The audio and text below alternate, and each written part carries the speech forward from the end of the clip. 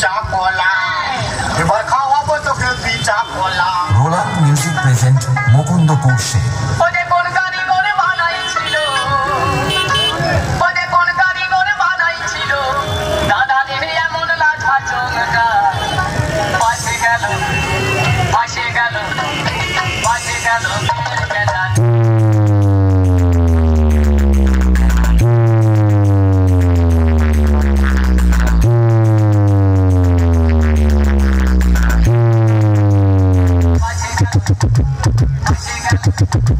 Bye.